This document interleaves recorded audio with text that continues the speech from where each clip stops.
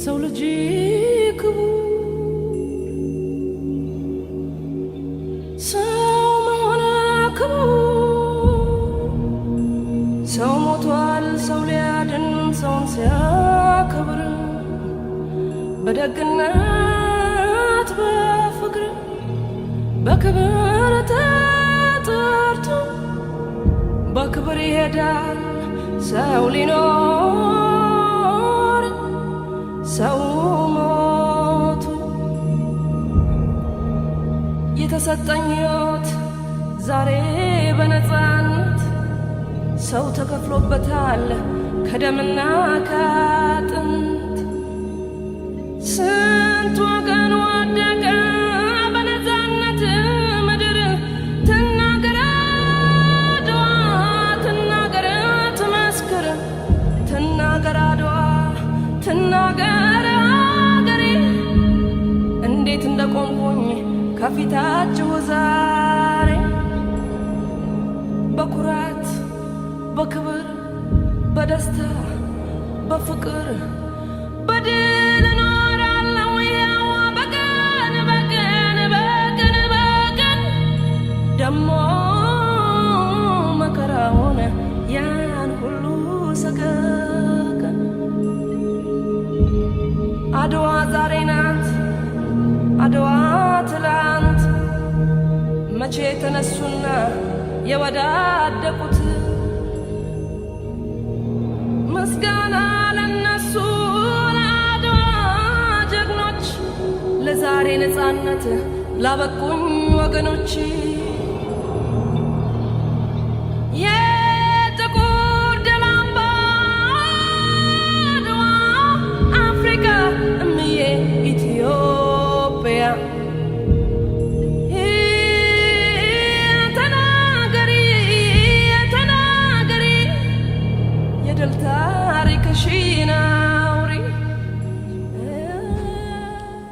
Thank you again. We are honored to welcome our distinguished guest, Her Excellency Honorable Luindi Zulu, Minister of Social Development of Republic of South Africa. His Excellency Mukhtar Kadir, Plenipotentiary Extraordinary Ambassador of Federal Democratic Republic of Ethiopia to the Republic of South Africa, as well as accredited to Botswana, Namibia, Madagascar, Lesotho, and Eswatini. Your Excellency, Dean of Diplomatic Corps, Dean of African Group, His Excellency Andre, and exceptional groups of ambassadors, the representative of respective embassies here in Pretoria. We also extend our welcome to the representatives of the institutional heads, and also we are welcome to invited guests who are here with us to celebrate Adwa 128th. Now we are we're requested to go with the national anthems of Ethiopia, followed by South Africa.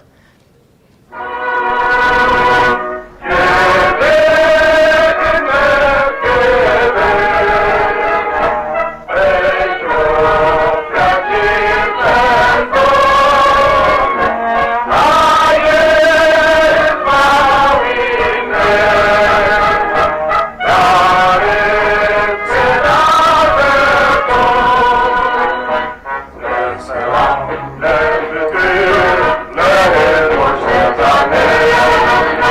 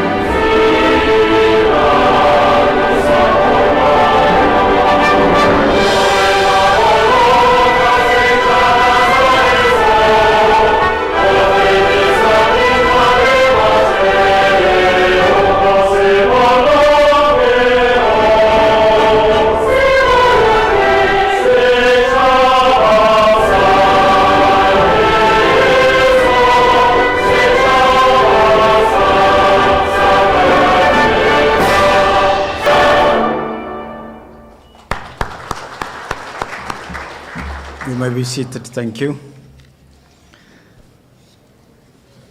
My apology, I was rushing to take you to the dinner reception. I heard that guests of honors and ambassadors all get tired all the day they've been working.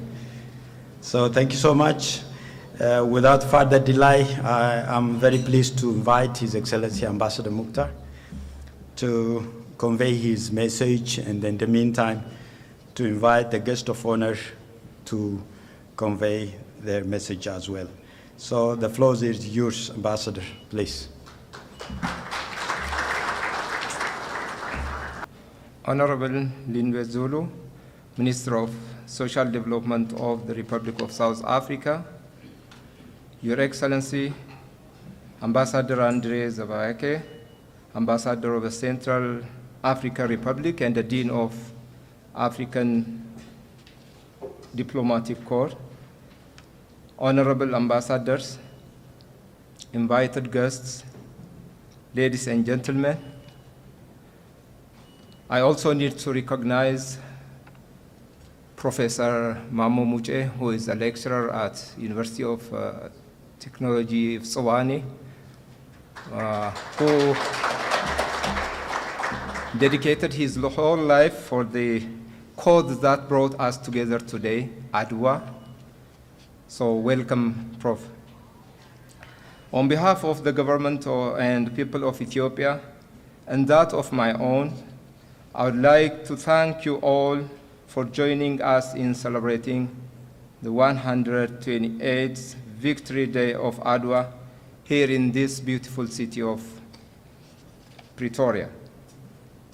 March 1, 2024 marks 128th of the historic victory of Ethiopian forces over an invading imperial power Italy, soon after the shameful Berlin Conference that torn up Africa and divided its territories and natural resources.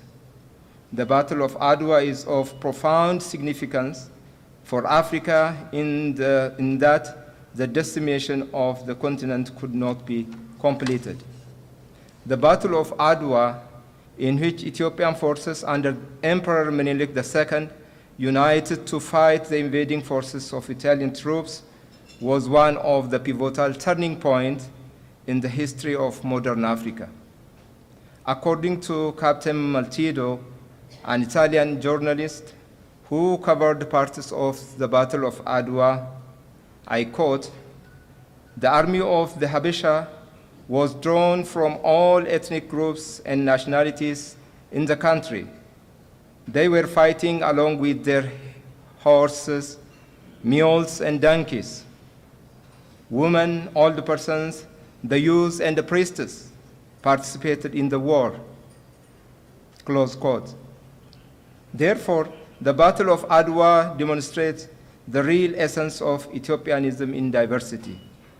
During the war, Ethiopians of all walks of life and ethnicity came together in unison and contributed to this victory in the spirit of Ethiopianism, which helped to inspire not only the anti-colonial struggle, but also the spirit of Pan-Africanism, which prevails even today.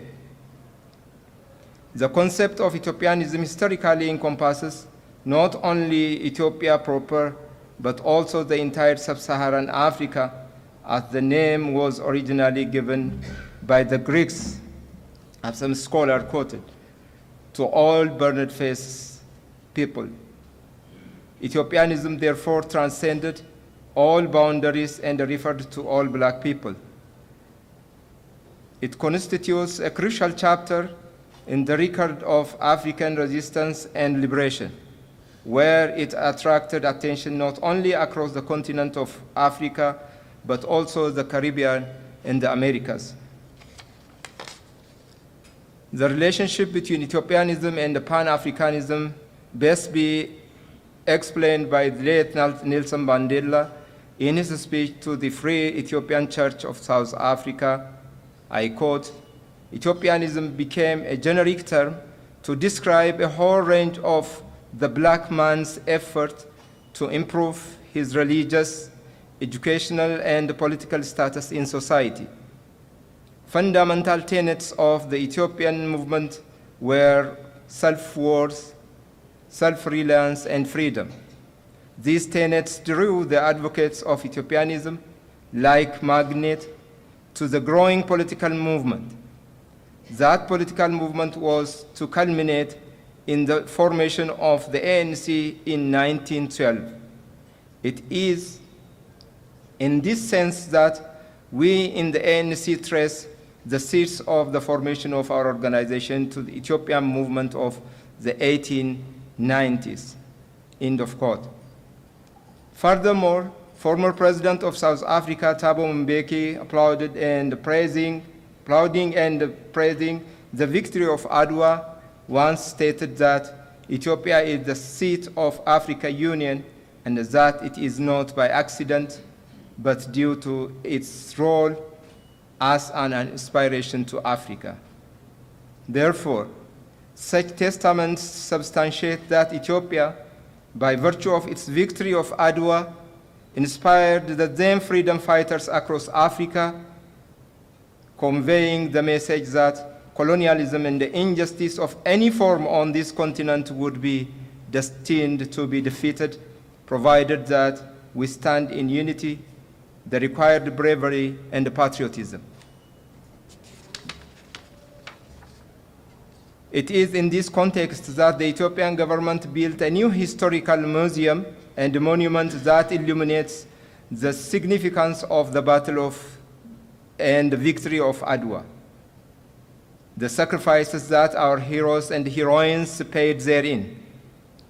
Just very recently, on the sideline of the 37th ordinary session of the AU Assembly, the Great Adwa Museum was inaugurated in the presence of African leaders at the heart of Addis Ababa. The building occupies 5 hectares of land in the location where marchers to the Battle of Adwa started the long march to Adwa, northern part of Ethiopia, where the battle took place in 1896. Having 11 blocks and 5 floors, Adwa Victory Memorial is built with architectural excellence in a way that matches the fruits of the patriots' victory. It is indeed a timeless edifice. I would like to take this opportunity to invite you all to take some of your time in the future to pay a visit to this historical museum in Addis Ababa. Distinguished guests, ladies and gentlemen, the Battle of Adwa is not only in the realm of memory, as it is still pertinent today for all Ethiopians and Africans who have been faced with challenges of struggle against poverty, destitution, the detrimental effects of climate change, and pandemic like COVID-19. Taking into account the strategic goals of Pan-Africanism, we can assert that the Battle of Adwa is not yet over yet. In this regard, the current homegrown economic reforms in Ethiopia, the efforts to become the energy hub of Africa, and its role in networking Africa with infrastructural development, the wheat self-sufficiency program compounded with the Green Legacy initiative spearheaded by His Excellency Dr. Abiy Ahmed, Prime Minister of Ethiopia, commissioning of Africa Continental Free Trade Area are all intertwined with the proud goals of Pan-Africanism, the seeds of which was germinated in Ethiopia 128 years ago in the spirit of the Battle of Adwa.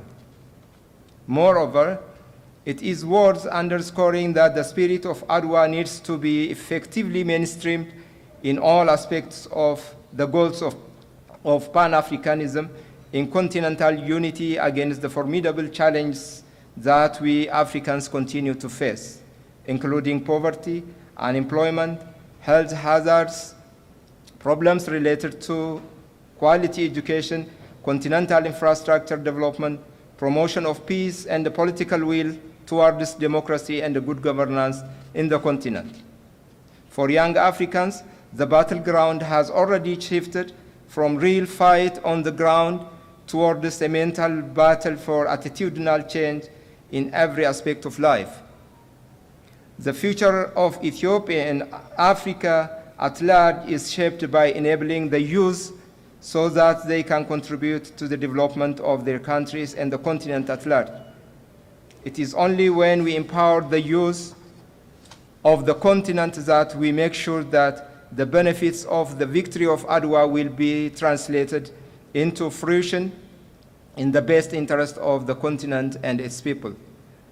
As we remind ourselves to work towards the empowerment of the youth of the continent, we need to admit that very little is known to our youth about the rich African struggle heritage, let alone the need to draw lessons to build a better African future. It is urgent that the constructive heritage of liberation struggles from every part of Africa be studied and resurrected in order to re-educate African youth to know their struggle heritage. The stolen legacy of the glorious past, particularly of early Africa and the resistance to numerous imperial advances, should be recovered. Distinguished guests, participants, and ladies and gentlemen, it is this spirit of the victory of Adwa that happened to be the foundation for the diplomatic relations that Ethiopia has built with African countries in general and South Africa in particular. Ethio-South Africa diplomatic relations, which has been erected on the spirit of the victory of Adwa and a solid foundation of Pan-Africanism and the African Brotherhood, has been growing and expanding from time to time. The major diplomatic accomplishments that have been witnessed during the last 2 years alone signify how strong, how broad, and how deep these relations are getting. The permanent cessation of hostilities agreement signed on October 2, 2022, here in Pretoria, which ended the devastating conflict in the northern part of Ethiopia, couldn't have been materialized had it not been the successful hosting of the peace talks by the government of South Africa. I would like to take this opportunity to thank the people and government of South Africa for the relentless support that they have provided so that this peace talk becomes a reality and successful. Secondly, Ethiopia has managed to become a member of the BRICS last year during the 15th session of BRICS under the chairmanship of His Excellency President Cyril Ramaphosa, who demonstrated his unwavering support to Ethiopia to become a full member. Furthermore, last year, Ethiopia hosted the 4th Ethio-South Africa Joint Ministerial Commission meeting in Addis Ababa, where important milestone decisions were passed and agreements signed to further enhance the already existing cordial relations between the two countries. Fourthly, strategic partnership agreement, which was signed on the sideline of the recently held 37th ordinary session of AU Assembly in Addis Ababa, not only transformed the relations between the two countries to strategic level, but also taken it to new heights. Therefore, in order to further solidify and translate this conducive diplomatic climate to fruition that beneficiates our countries, peoples, and the businesses, I believe we need to do more in the years to come, especially in the fields of trade, investment, tourism, mining, and other economic sectors. Therefore, on this special occasion of this anniversary of the victory of Adwa, we need to renew our commitments to work closely to further strengthen and sustain the already achieved victories and to register new victories in our fight against poverty and realization of reliable peace, prosperity for our prospective people. Long live the spirit of Adwa, long live. With this, I would like to invite to the podium Her Excellency Honorable Lindwi Zulu, Minister of Social Development of the Republic of South Africa, to deliver her speech. Your Excellency, please.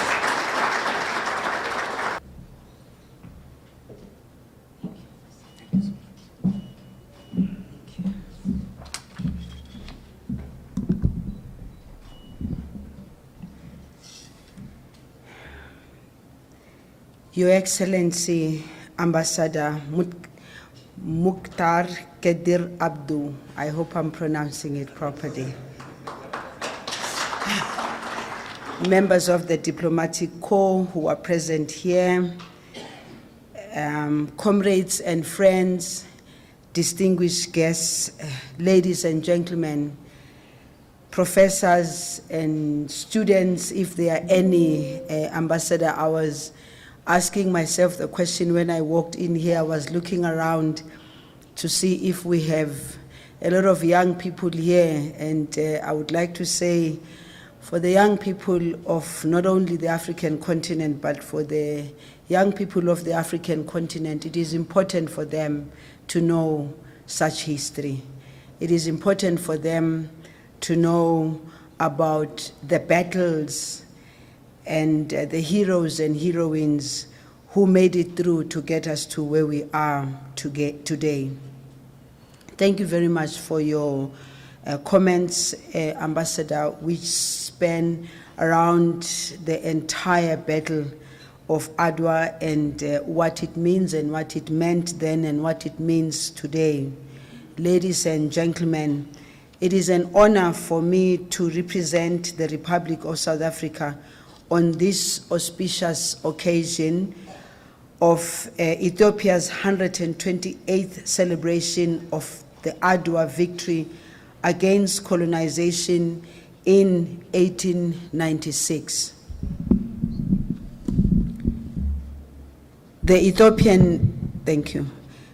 Ethiopia stands as a good example of African countries which has stood the test of time in the resistance against colonization and all forms of oppression, which also includes our country, and we thank you for the support that you gave us throughout that period. It is with fond memory that the founding father of democratic South Africa, the late President Nelson Mandela, traveled to Ethiopia for 3 months in 1962 to undergo military training using an Ethiopian passport in the name of David Mutsamai. In his autobiography, Long Road to Freedom, Madiba speaks fondly about Ethiopia as a country that inspired him to continue his struggle against apartheid. And may I say, Ambassador and everyone in the room, those steps that Comrade Nelson Mandela took those years were to inspire many, many young people long after the first time he went, and many of those who joined the liberation struggle after 1976, young people who brought more energy to the struggle and more energy to the fight against the apartheid regime and everything that came with it. And we wish to also thank many of the African countries that took care of the young people and did everything they could to support them. I venture to say, Ambassador, I was one of those young people who were in Angola in 1986, 87, when the freedom of Namibia, one of the conditions for the liberation of Namibia was the withdrawal of Umkhonto weSizwe from Angola, and I happened to be there at the time. And I remember very well that the leadership in considering where were all these soldiers going to be going to of Umkhonto weSizwe when they have to leave Angola. One of the countries that was identified was maybe Ethiopia could be one of those countries. But obviously the distance between South Africa and Ethiopia and the purpose and reason for us to have joined the liberation struggle, it seemed to be too far away for us to be able to infiltrate back into the country and fight. But it was clear that many African countries were willing to take us, including Ethiopia. What we are celebrating today is a demonstration of the strong Pan-African brotherhood relations that exist between Ethiopia and South Africa, especially the people-to-people relations. Hence, I was saying, Ambassador, I'm hoping that young people between our two countries must not lose sight of this history, because there are days when I feel like we are losing sight of very, very important history, and the younger generation needs to take pride in this history, because we came to where we are today due to the sacrifices of many of these people as way back as then. Your Excellencies, informed by historical ties dating back to South Africa's liberation struggle, South Africa and Ethiopia established official diplomatic relations in 1994 as the basis for the present-day political and economic cooperation. In January 2020, President Ramaphosa received Prime Minister Abiy Ahmed on an official visit to South Africa, more on economic cooperation issues. As such, 3 legal instruments were signed, namely waiver of visas on diplomatic and service passports, memorandum of understanding on health cooperation, tourism, and cooperation.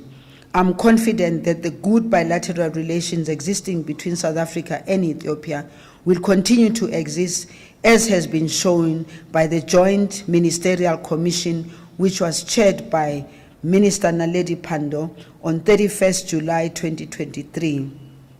South Africa and Ethiopia have so far signed 18 bilateral agreements, including the recent Strategic Partnership Agreement signed on the margins of the African Union Summit held in February 2024.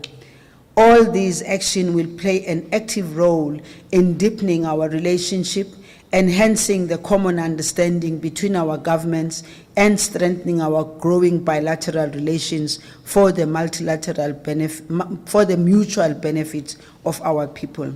Your Excellencies, peace and development is central for economic development of our nation. There will be no development without peace. South Africa was honored to have been the host of the talks that led to the signing of the cessation of hostilities agreement between the government of Ethiopia and the Tigray People's Liberation Front, TPLF. We view the agreement as an essential foundation for an inclusive political process to achieve progress towards common security and prosperity for all the people of Ethiopia. We believe that the agreement paves the way for the silencing of the guns, not only in Ethiopia, but in the immediate regions throughout the continent. We thank our leaders, His Excellency President Olusegun Obasanjo, His Excellency President Uhuru Kenyatta, and Her Excellency Deputy President Phumzile Mlambo-Ngcuka, as well as the African Union Commission and all resource personnel that helped steer the talks. Your Excellencies, as you may be aware, South Africa recognizes the importance of multilateralism in a rules-based system governed by international law. In recent months, as you would recall, South Africa has approached the International Court of Justice on the ongoing plight of people in Palestine. We firmly believe that following the ICJ judgment, there should be more concerted effort on a ceasefire. South Africa will not be passive bystanders while crimes are perpetuated upon other peoples everywhere. The conflict has again illustrated the inadequacy of the United Nations, in particular the UN Security Council, which has the mandate of maintaining international peace and security. It has clearly not been able to, over time, to prevent conflicts from spiraling into intense violence and harm to ordinary civilians. All of us need to work harder at reforming our organizations so that it is more capable to responding to protection of civilians. History cannot keep repeating such cruelty. We should establish a system of global governance that is fair, equitable, and has the capacity to respond to the needs of all persons in situations of threat and harm. A system that is not just a tool for the most powerful countries of the world, but that provides protection for the most vulnerable. Finally, I wish once again to express South Africa's best wishes on the 128th Adwa celebrations against colonization and the continuous good relations between South Africa and Ethiopia, and hoping once again, that the young people of the African continent can continue to learn, can continue to understand and appreciate the history and the journey of all African people to freedom, to peace and development. I thank you.